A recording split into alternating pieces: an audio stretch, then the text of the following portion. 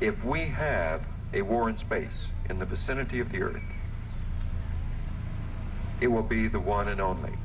There will never be a second war in space. And let me tell you why. It only takes a simple calculation to determine this, and all aerospace engineers know what it is. It's been studied many times. You do not need but a few million pounds of matter in space, broken up into tiny pellets, 1 gram size, to make the near regions of space totally uninhabitable from the debris. Space is the most environmentally sensitive area we have around Earth. On the oceans, a beer can sink to the bottom, be covered over with silt, and in a few generations will return to the Earth. It'll disintegrate. A piece of space junk, if it's in an orbit that doesn't intersect the atmosphere, will stay there forever. There is no way to clean it up. We explode a few pieces of equipment up there. 8 million pounds, that is the size of one Saturn Apollo launch vehicle, what I went to the moon on. You break up 8 million pounds into 1 gram mass and let it distribute throughout the first 1,000 kilometers of space. And no spacecraft can survive in space more than a few days. Future generations will be precluded from using space at all and being able to get out to deep space. It will be like swimming through a piranha-filled river or running through a hail of bullets to get into outer space. It doesn't seem sensible to me that in the first 100 years of using that environment, presumably for our betterment, we take decisions and commit acts that preclude all future generations from a proper use of that environment.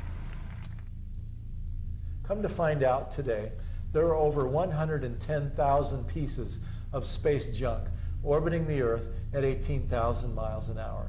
So many that they recently had to move the International Space Station to another orbit to get out of the way of the coming space junk. The space station that originally was going to cost taxpayers $10 billion, and now today is now costing us $100 billion, could have been smashed to bits by this space junk. But also we know today that there are 34 nuclear reactor cores orbiting the Earth below, launched there by the United States and the former Soviet Union, all the way back to the early 60s when the space program began. These nuclear reactor cores are powering military satellites orbiting the planet. But several of them have fallen back to Earth, including a terrible accident in 1964 of a US military satellite with 2 pounds of plutonium on board. It was called SNAP 9A. It burned up on re-entry, spreading the plutonium globally to be ingested by the people of the Earth into our lungs and to be passed on through our reproductive organs for generations after generations to come. One of the founders of uranium, Dr. John Goffman at Lawrence Livermore Labs in California, studied that particular accident and believes it's one of the major contributors to the increased cancers around the Earth today. A dramatic escalation of the launching of nuclear materials into space. Mars missions with little rovers driving around, powered by plutonium-238. Nuclear rockets and nuclear-powered mining colonies on the Moon and Mars and other planetary bodies. And what about the laboratories at the Department of Energy labs across the country as they're fabricating these plutonium devices?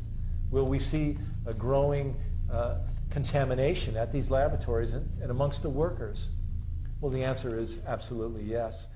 And in fact, in 1997, when Cassini was launched, and our organization organized a global campaign against the launching of 72 pounds of plutonium-238 on board the Cassini spaceflight.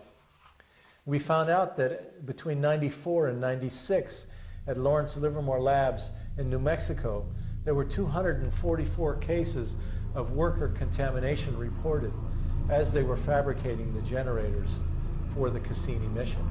So it's not just some theoretical possibility that there might be an accident on launch that could cause contamination.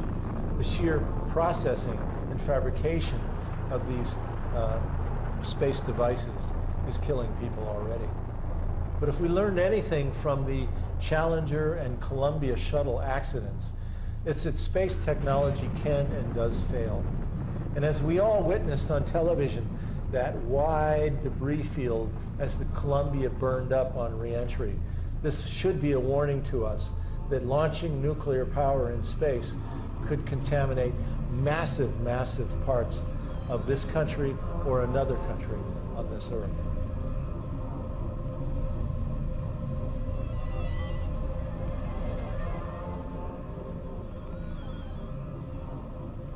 In the environmental impact statement for the Cassini mission, carrying 72 pounds of plutonium, NASA admitted that if there was a launch explosion and there was a release of the plutonium, that the winds would carry it for about a 60-mile radius, all the way from the Space Center out to Orlando on the west, north to Daytona Beach, and south to Vero Beach, Florida. A 60-mile contamination belt, if you will. And NASA said that they would have to go in and remove all the people. Then they would have to go in and remove all the buildings. Then they'd have to go in and remove all the animals. Can you imagine how they would do that? The fish, the birds, the snakes, the alligators. Then they would have to remove all the vegetation and ultimately remove the top half-inch of soil, because everything would be radioactively contaminated for thousands of years. They would have essentially created a nuclear wasteland. A couple of years ago, NASA had a launch accident at the Cape, the Delta rocket. The toxic material from that was in my community within an hour or so, and no one knew what was happening, only that there was breathing problems in the air. When I called emergency management of my local county office, there was no information. That emergency management office had no information about what was on that rocket, whether there was nuclear material released, and there was absolutely no time, there was no warning, no one had any time, and people were getting respiratory problems from this cloud that was hovering over our town. They have absolutely no plans to protect us from any kind of nuclear explosion at the Cape, and I'm very, very concerned for my community. It's like playing Russian roulette, putting a bullet in the chamber and pulling the trigger. Eventually, one of them is going to go off. I mean, the militarization of space is a real threat to survival, serious threat to survival. That's why the whole world is strongly against it. I mean, ever since there is a 1967 Outer Space Treaty, which limits the use of space, it tries to limit the use of space to peaceful purposes. And the last few years, it has been understood around the world that the United States is going to violate it. So there have been efforts at the United Nations, at the UN Disarmament Commission, and elsewhere to try to put some teeth in the Outer Space Treaty, make it put enforcement mechanisms which will prevent the militarization of space. And the U.S. has just been blocking them. Well, after Cassini was launched, it went out around Venus and whipped around Venus and then came hurtling back to Earth. And it was going to do what's called an Earth flyby, use the gravity of Earth to sling it on out into deep space. Originally, they were going to come in at about 125 miles off the surface of the Earth. And the fear was that the Earth's gravity could pull it in. And if there was a misfire of its rockets, which in the laboratory had a 10% failure rate, by the way, it could have then burned up on reentry, spread 72 pounds of plutonium globally. It only takes 1 pound of plutonium to essentially give everybody on the Earth a lethal dose. But anyway, because of our protests prior to the launch, NASA moved it out 250 miles. And then prior to the slingshot that came around in 1999, they moved it out to about 500 miles. So that as it did its maneuver, its flyby maneuver of the Earth, there was a lot less likely chance that it was going to fall into the Earth's gravity and be sucked in. This was a major victory for us, actually. Not very well reported in the media, but we forced NASA to move Cassini hundreds of miles farther from the Earth as they did that flyby. NASA says that they have to use nuclear power on these interplanetary probes because they're going too far from the sun, that solar won't work in deep space, and so therefore they have no other choice but to use nuclear power. But it's interesting because the European Space Agency is doing a mission called Rosetta that is going way out into deep, dark space, and they're using solar power. They've developed high-efficiency solar cells for deep space missions because they don't rely on nuclear power. They don't have a nuclear industry that is controlling the planning process within the European Space Agency. In the last 10 years, NASA's budget has been cut by about 40%. And this has turned NASA to go to the Pentagon, whose budget has been growing all the time. NASA now is saying to the Pentagon, okay, everything we do from now on will be dual use, meaning every mission we do will be carrying military and civilian payloads. We know that the recent Columbia shuttle accident had on board 3 military missions. We were told by the media that they were just studying bugs and moss on board, but in fact they had 3 military missions, including Star Wars planning missions. And so again, the weapons corporations have taken over the space program, and they're hiding behind it, using it in order to go out and create these new testing programs for Star Wars, because they don't want the American people to understand the depth of the plans for moving the arms race into the heavens. I call it pyramids to the heavens. The aerospace corporations are the new pharaohs of our age, building these pyramids to the heavens, and we, the taxpayers, will be the slaves. We'll turn over our education. We'll turn over our health care.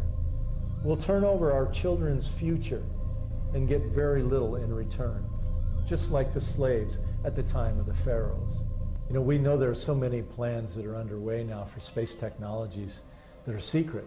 There's a whole thing called the black budget, where even the Congress of the United States doesn't even know about these secret programs underway.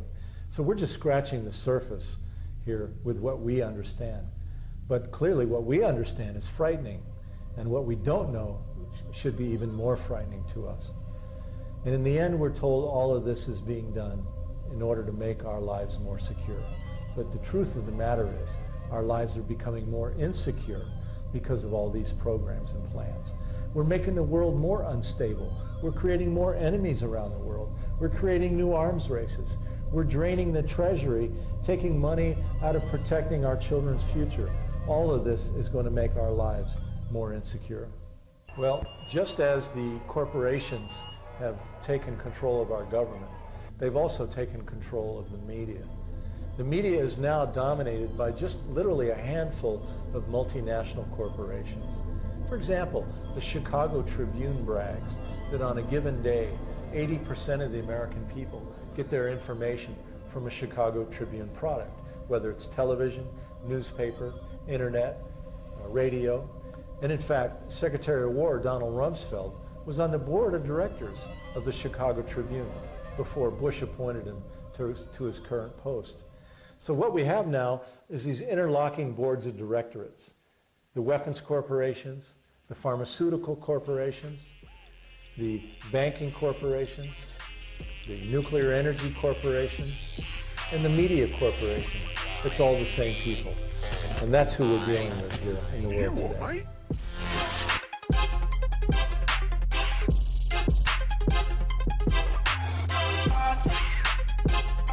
Yeah.